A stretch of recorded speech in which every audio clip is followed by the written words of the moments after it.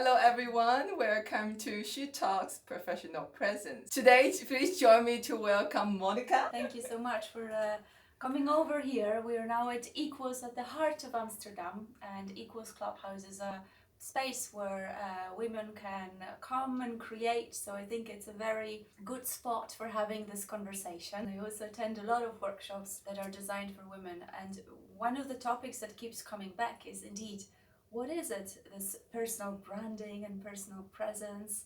How important is it? I was born and raised in Poland, but I was lucky to get a scholarship to go and study in Germany for 1 year, and later on I also studied in Barcelona, and that really was the start of my international career. It was right after my studies. I moved to Germany. Philips hired me to work in the DACH cluster, so Germany, Austria, Switzerland, in Hamburg. I moved 20 years ago to Amsterdam, and I'm still here.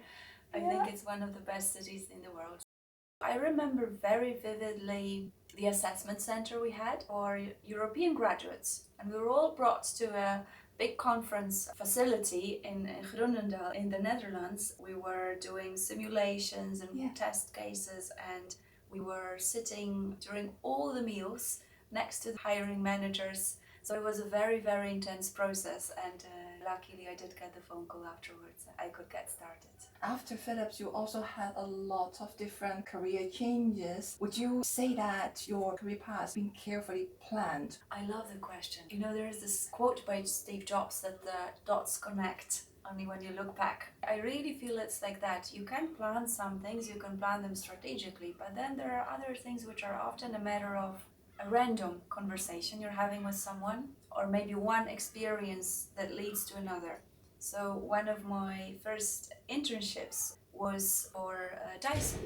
So I was working in Düsseldorf for a marketing consulting company, and one of the clients was Dyson. That led me to another business project, which was for Bosch and Siemens. Afterwards, you also worked for L'Oreal. Correct. Yes, that was really a big industry change for me. It was a lot of learning. I could make the change because of transferable skills. Switch industries, it's definitely possible. However, you need to have something that you can bring to the table and where you do add value.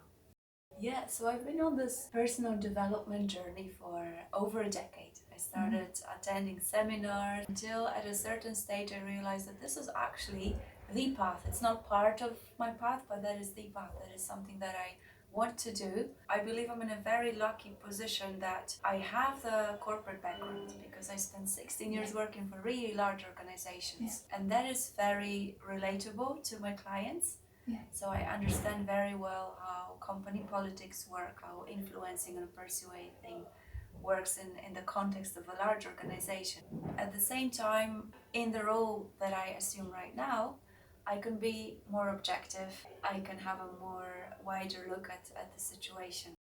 Probably the advice I would have given myself back then was to find a role model, to find someone from a similar cultural background that maybe had similar struggles, that would have helped me to see maybe some of the cultural filters that I was not so aware of. I think that would have made many things easier for me. I worked for a Dutch company, Japanese company, a Swedish one, a French one, and you do see that there are really, really big difference in the company culture, in the hierarchy, in how meetings are held, how decisions are being made.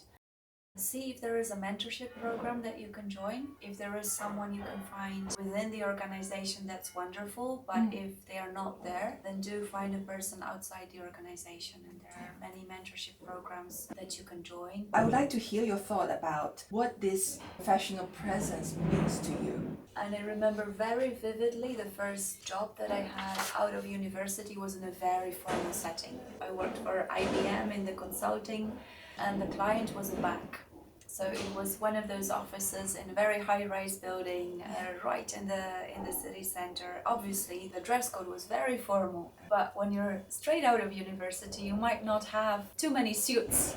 I really do remember being very self-conscious and thinking, oh, how do I combine the limited number of formal wear that I have so that I don't end up wearing the same things every day. It was a bit daunting because you really want to do well, you want to be seen as a professional, but at the same time maybe your salary is not at a level where you can go and splash out on a Yeah. lot of new suits with, Yeah. with the right quality. But So did you think that effort paid it off? I do feel like it does pay off because it shows that you care. There are some environments where it does matter. Some environments when you're customer facing, client facing, if you represent your company, Right. then it is very important. When I worked for L'Oreal, Mm-hmm. which was completely out of breath for me because I've never worked for a beauty company before, and it was a very fashion-driven environment, Right. and I absolutely loved it because there was so much creative freedom to express oneself, and I came from a Japanese company, Yeah. so very formal, and I realized, oh, there is another way, which is a more playful way. There's more freedom of self-expression, and I actually really enjoy the aspect of showing up in the office and looking around. It's like, oh wow, this, I would never think that one can combine things this way or that one can mix and match in this particular way. And I have a lot of appreciation for that. A lot of inspiration every single day. And how are the leaders dressed there? I would say it's often subtle or it's in the detail. You definitely can see the French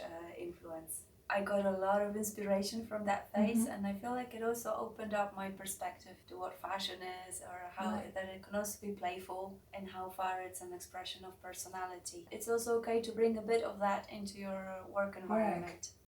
In hiring situations, I always tried to focus on the content and not be too distracted by how a person shows up. I actually once hired someone who showed up for a job interview in shorts and sneakers. It was a summer day, it was very hot, and it was an internship position which was completely non-client facing and more of a digital creative role. However, we did have a conversation later on. The feedback was very well received that it's not really appropriate in the office setting and that it can work against the person. It's a flaw of our human mind. Right. We do make very quick judgments based on how a person shows up. If I was to give an advice, if you do show up to a job interview a situation, make sure that it's not a distraction in a negative way, so that you can really focus on the content, that the person who is asking question doesn't need to filter out any noise and can also just purely focus on whatever you bring in terms of experience, personality also.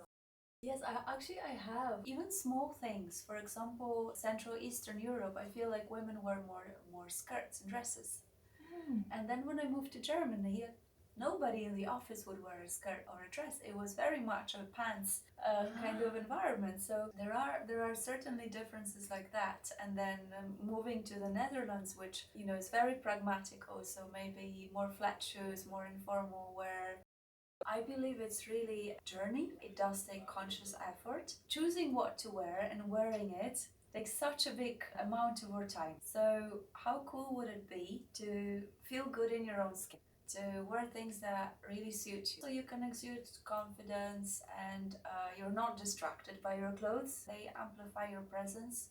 They amplify the message that you want to share. So I was very lucky that I've had some support there. I probably should have gotten the support earlier in my career. I was always very focused on competence, more competence than presence. But I do feel that it can go hand in hand. So why not use both to amplify each other? It doesn't have to be either one or the other. How about you are competent and look good and make sure that your image works for you?